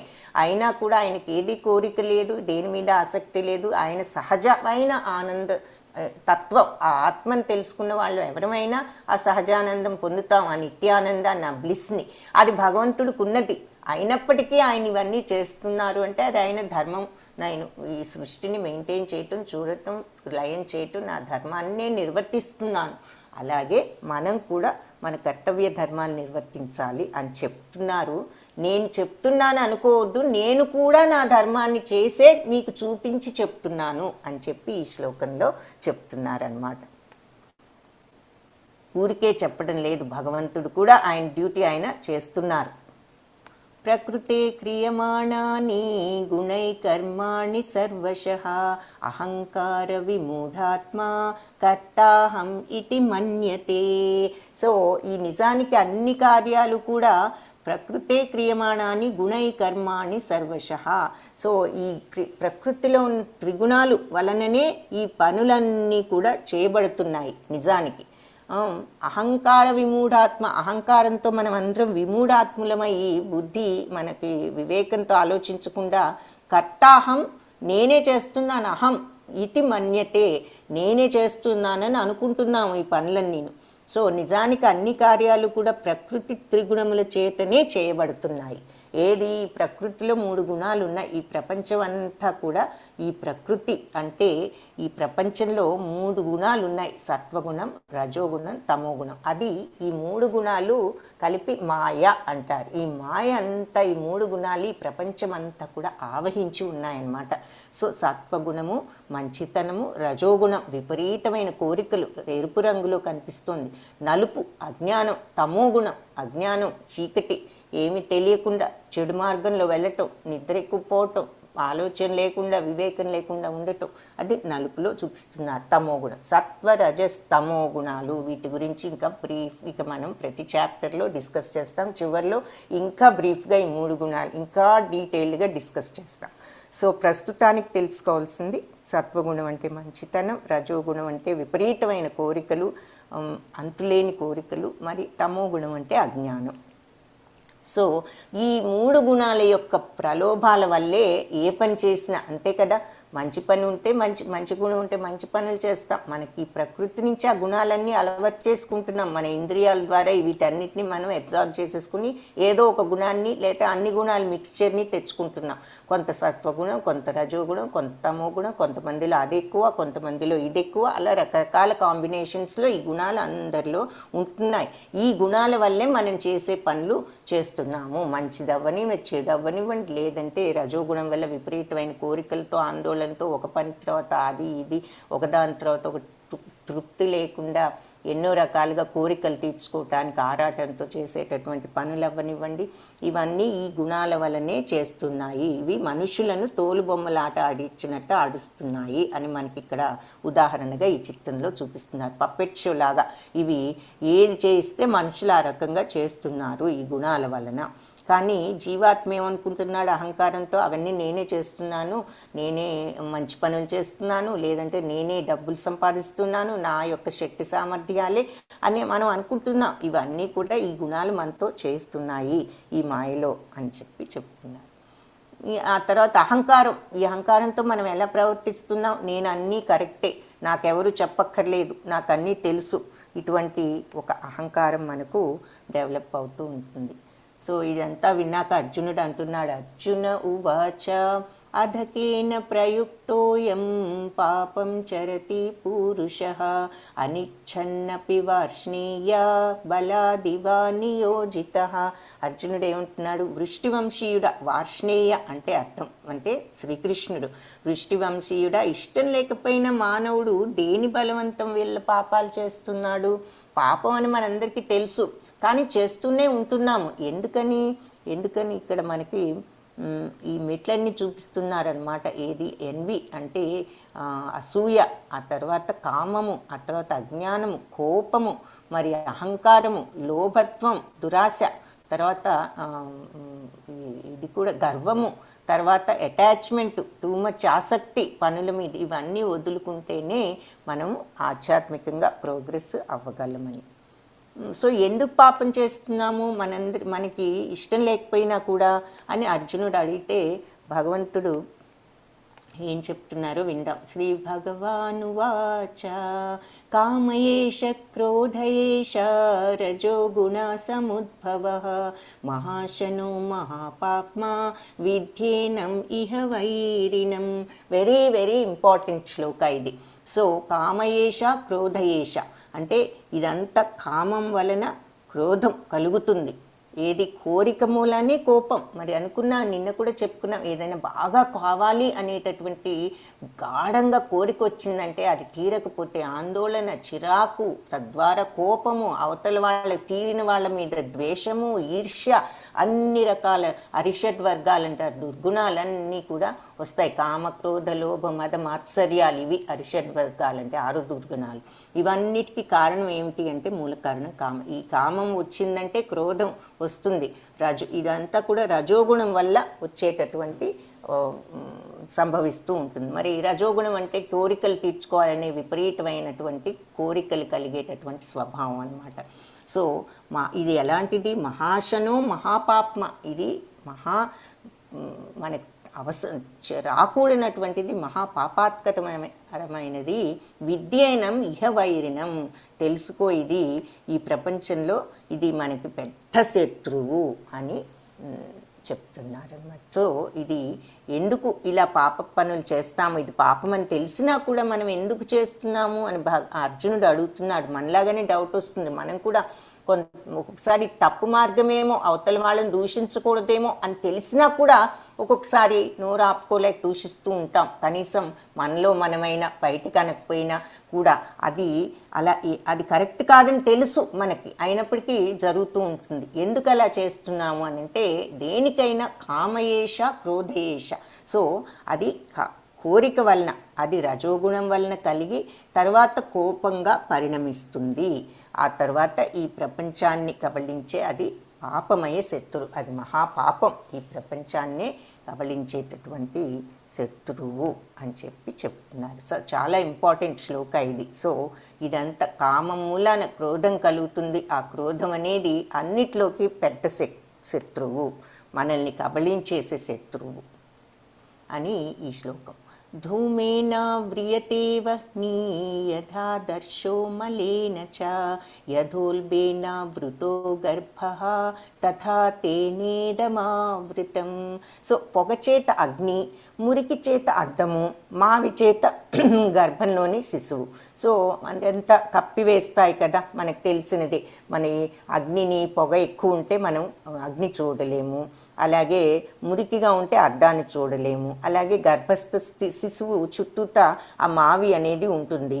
అలా కప్పివేసినట్లుగా ఈ మూడింటిని జీవుడిని ఆయనకు, మనలో అందరికీ ఆత్మ ఉన్నది, అంటే ఆత్మజ్ఞానం అందరిలో లోపల ఉన్నది. కానీ మనం ఎందుకు చూడలేకపోతున్నాము? ఆత్మదర్శనాన్ని ఎందుకు చేసుకోలేకపోతున్నాము? ఆత్మ సాక్షాత్కారం మనకి ఎందుకు రావట్లేదు?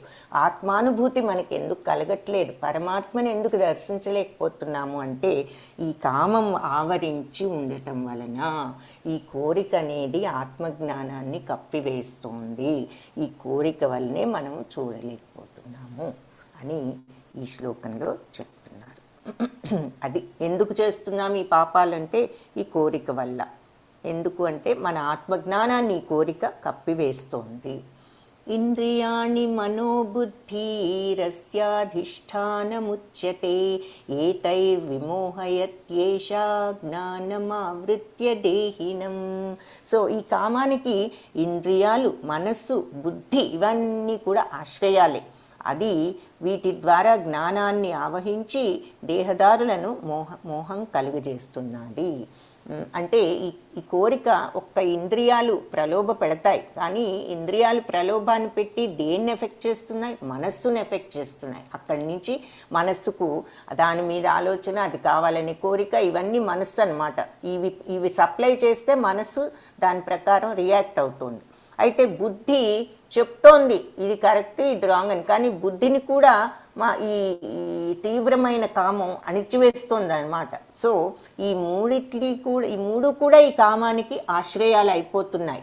ఏది? ఇంద్రియాలే కాకుండా మనస్సు, బుద్ధి కూడా. కాబట్టి అది కామం ఇలా ఈ జ్ఞానాన్ని, ఇంద్రియాలు, మనస్సు, బుద్ధిని కూడా ఆశ్రయించేసి మన యొక్క జ్ఞానాన్ని కూడా ఆవరించి దేహదారులకు మోహాన్ని కలుగజేస్తోంది. సో మనం ఆ జ్ఞానం అంతా కూడా కప్పివేయబడి కోరికతో మనం ఈ మోహంలో పడిపోయాము ఈ కోరిక వలన అని ఇక్కడ మనకు వివరిస్తున్నారు. తస్మాత్ త్వం ఇంద్రియాణ్యాదౌ నియమ్య భరతర్షభా పాప్మానం ప్రజహిహ్యేనం జ్ఞాన విజ్ఞాన నాశనం. సో తస్మాత్ కాబట్టి నువ్వు ఇంద్రియాణ్యాదో ఈ ఇంద్రియాలన్నిటినీ నియమ్య భరతర్షభ కంట్రోల్లో పెట్టుకో. భరతర్షభ భరతవంశ శ్రేష్ఠుడా, అర్జునుడా. కాబట్టి ముందు నువ్వు ఈ కామాన్ని ఆపాలి, కోరికను కంట్రోల్ చేసుకోవాలంటే నువ్వు ముందు ఇంద్రియాలను కంట్రోల్ చేసుకో అని చెప్తున్నాను.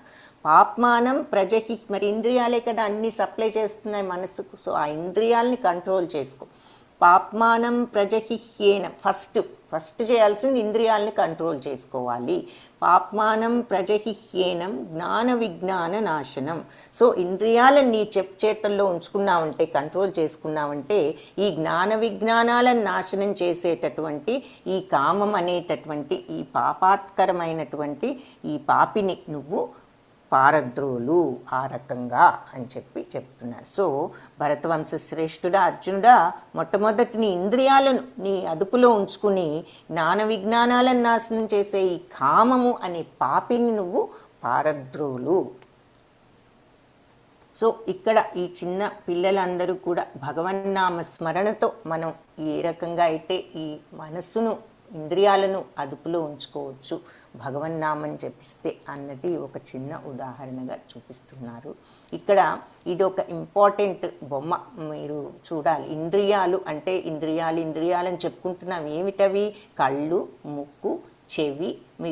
వీటి మీద ఈ గుర్రాల మీద మీకు ఈ బొమ్మలు కనిపిస్తున్నాయి. చెవి, చర్మము, ఆ తర్వాత నోరు. ఈ 5 కూడా కర్మేంద్రియాలు. ఈ ఇంద్రియాలన్నీ సెన్సెస్, ఇంగ్లీష్లో సెన్సెస్ అంటాము. మనల్ని గుర్రం గనక ఈ రథాన్ని ఇష్టం వచ్చినట్టు ఎలా అయితే లాక్కుపోతూ ఉంటాయో ఒక సారథి లేకపోతే, అలా ఎటు పడితే అటు ఆ ప్రలోభాలతో మనల్ని లాక్కు వెళ్ళాలని చూస్తూ ఉంటాయి. అయితే ఈ మనస్సు కళ్ళెం లాంటిది అనమాట. ఆ మనస్సు కళ్ళెంతో ఈ బుద్ధి, సారథి ఎవరు అంటే బుద్ధి ఈ మనస్సుతో వెనక్కు లాగుతూ ఉంటుంది మనస్సుని. ఈ కళ్ళెం వెళ్ళిపోతూ ఉంటుంది. మరి గుర్రాలు ఎటు తీసుకుపోతే అటు వెళ్ళిపోవాలని చూస్తూ ఉంటుంది మన మనస్సు. అయితే బుద్ధి వెనక్కి లాగుతుంది. ఇటు కాదు, నువ్వు అటు కాదు వెళ్ళాల్సింది, ఇటు వెళ్ళాలి, అది రాంగ్ డైరెక్షన్, ఇది రైట్ డైరెక్షన్ అని చెప్తోంది అనమాట బుద్ధి. సో ఆ తర్వాత ఇదంతా మన బాడీ అనుకుంటే ఈ రథం, ఇంద్రియాలు మనల్ని ఈ రకంగా ప్రలోభపెట్టి మనస్సును లాక్కుపోతూ ఉంటే బుద్ధి వెనక్కి లాగుతోంది.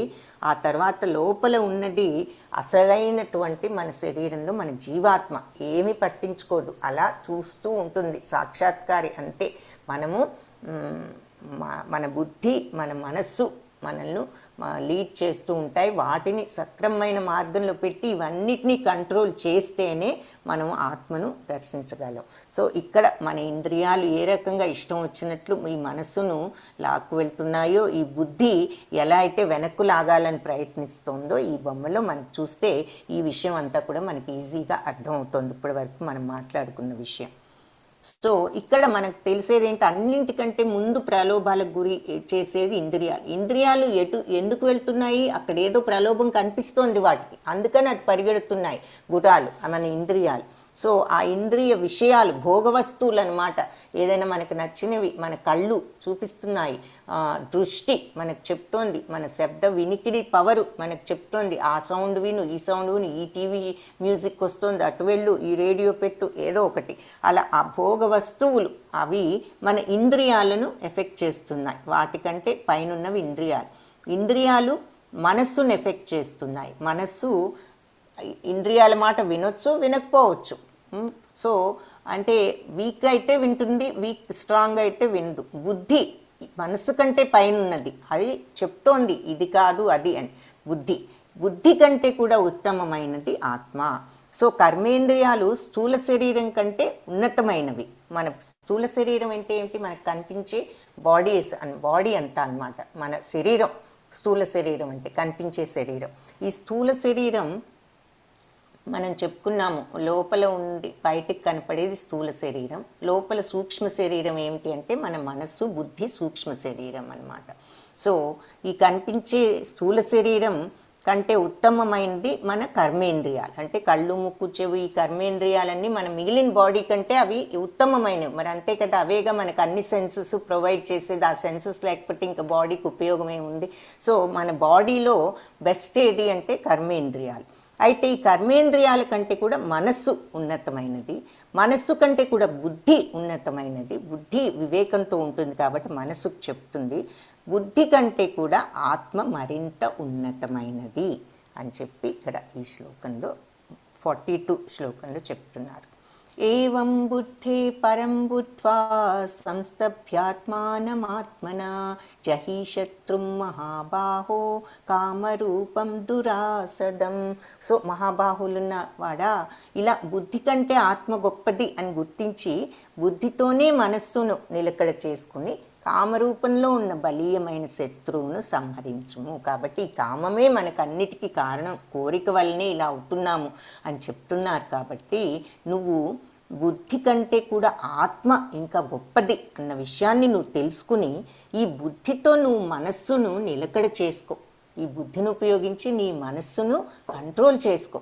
అలా కంట్రోల్ చేసుకుని కామరూపంలో ఉన్న శత్రువును, ఆ కోరిక అనేటటువంటి శత్రువును నువ్వు సంహరించు. కోరికను నువ్వు హీల్ చేసుకో, కోరికను సంహరించు. కోరిక లేకుండా నువ్వు అవటానికి ట్రై చేయి. ఎలాగూ బుద్ధితో మనస్సును కంట్రోల్ చేసుకుని, బుద్ధి కంటే కూడా గొప్పది ఆత్మ. ఈ బుద్ధి, మనసు ఇవన్నీ కూడా ఇలా ప్రలోభాల్లో ఉంటున్నాయి అని తెలుసుకుని కంట్రోల్ చేసుకుని ఆత్మదర్శనం కోసం నువ్వు ఆత్మ, ఆ మాయ అనేది కప్పి ఆ పొరని తొలగించటానికి ట్రై చేయాలి అని అంటే ఈ కామరూపంలో ఉన్న బలమైన శత్రువు నువ్వు సంహరించు. ఎలా, బుద్ధి కంటే ఆత్మ గొప్పదని గుర్తించి బుద్ధితోనే నువ్వు మనస్సును నిలకడ చేసుకో. అన్నిటికంటే ఈ మైండ్ అనేది క్వైట్ చేసుకోవాలి. ఈ మనస్సే మనకి ఆలోచనలన్నీ వచ్చి అన్నెసెసరీగా కోరికలు అవ్వనివ్వండి, ఈర్ష్య అవ్వనివ్వండి, అసూయ అవ్వనివ్వండి, ఈ ఈ టూ మెనీ థింగ్స్ అనమాట. ఆ టూ మచ్గా ఆలోచించటం, ఆ ఆలోచన అంతర్గతంగా పెట్టుకుంటే మనకు కూడా మనశ్శాంతి భగవంతుడి వైపు తిప్పితే. ఇందులో మనం నేర్చుకున్న పాఠం, ఇంద్రియాలను నియంత్రించడం ద్వారా కామాన్ని జయించండి. సో మనం ఈ కోరికను అరికట్టుకోవాలి అంటే మనం ముందు మన ఇంద్రియాలను కంట్రోల్లో పెట్టుకోవాలి. మనస్సును హరినామ జపం చేయటంతో మరియు ఈ భగవద్గీత చదవటంలో ఇలాంటి వాటిల్లో పెట్టినట్లయితే మనకు అది మెల్లమెల్లగా సాధన చేయగలుగుతాం. అది మనం నేర్చుకున్నది. హరే కృష్ణ. సో హరే కృష్ణ కృష్ణ కృష్ణ హరే హరే, హరే రామ రామ రామ హరే హరే. కృష్ణం వందే జగద్గురు. హరే కృష్ణ. వాంఛాకల్పతరుభ్యశ్చ కృపా సింధుభ్య ఏవ చ పతితానాం పావనేభ్యో వైష్ణవేభ్యో నమో నమః. హరే కృష్ణ. ఇంతటితో 3rd chapter ఫినిష్.